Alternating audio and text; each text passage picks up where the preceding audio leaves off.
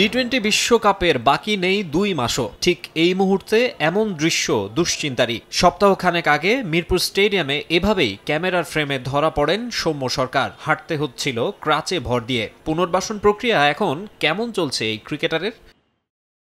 সৌম্য সরকার ligament ইনজুরিতে ভুগছেন, পুনর্বাসন প্রক্রিয়া চলমান আছে। এটা একটা হাঁটুর লিগামেন্টের ইনজুরি।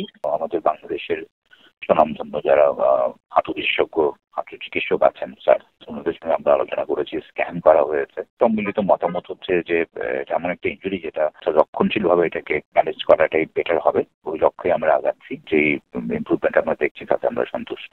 যখন রানিং এর সময় হবে তখন ও রানিং শুরু করবে। ছাড়াও অন্যান্য যে পুনর্বাসন এক্সারসাইজ গুলি আছে সেগুলির মধ্যে ও আছে। 20 থেকে 22 তারিখের মধ্যে ঢাকায় ফেরার কথা রয়েছে জাতীয় দলের সব কোচের। তার আগেই হওয়ার কথা ফিটনেস ক্যাম্প। জিম্বাবুয়ের বিপক্ষে 5 ম্যাচ টি-20 সিরিজ শুরু হবে 3 মে। ওই সিরিজের ক্যাম্পে সৌম্য থাকবেন কিনা তা নিয়ে রয়েছে ধোঁয়াশা।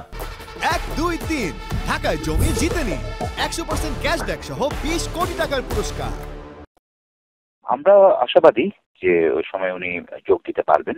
তবে পুনর্বাসন প্রক্রিয়াটা একটা চলমান প্রক্রিয়া, তো উনি যদি ক্যাম্পে যোগও দেন উনি পুনর্বাসন প্রক্রিয়ার মধ্যেই থাকবেন। এখন পর্যন্ত যে অগ্রগতি, সেভাবে যদি অগ্রগতি চলমান থাকে তাহলে বড় কোনো অসুবিধা হওয়ার কথা না। সৌম্য যে উড়ন্ত ফর্মে আছেন তাকে ছাড়া দল সাজানোই যাবে না, বিষয়টা তেমন নয়। তবে ওপেনিংয়ে খুব বেশি অপশন না থাকায় তাকে ছাড়া ভাবাও যাচ্ছে না। শ্রীলঙ্কার বিপক্ষে সবশেষ টি-20 সিরিজের 3 ম্যাচে করেছেন সাকুল্যে 49 রান। তবে ওয়ানডে সিরিজে ছিল 150। বিপিএলও খারাপ যায়নি সৌম্যর। 15 ম্যাচে করেছিলেন 262 রান। ফরচুন বরিশালের শিরোপা জয়ে রেখেছিলেন ভূমিকা। বোলিংটাও করতে পারেন সৌম্য।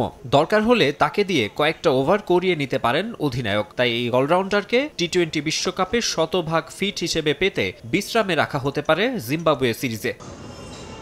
একই ধরনের ইনজুরি রয়েছে তাইজুল ইসলামের। পুনর্বাসনে রয়েছেন এই স্পিনারও। তবে আঙুলের ইনজুরি থেকে সেরে উঠেছেন মুশফিকুর রহিম। ছুটিতে বগুড়ায় গিয়ে অনুশীলনও করেছেন। ঈদের পর নাকি ঢাকা প্রিমিয়ার লিগে প্রাইম ব্যাংকের হয়ে মাঠেও নামবেন মুশি।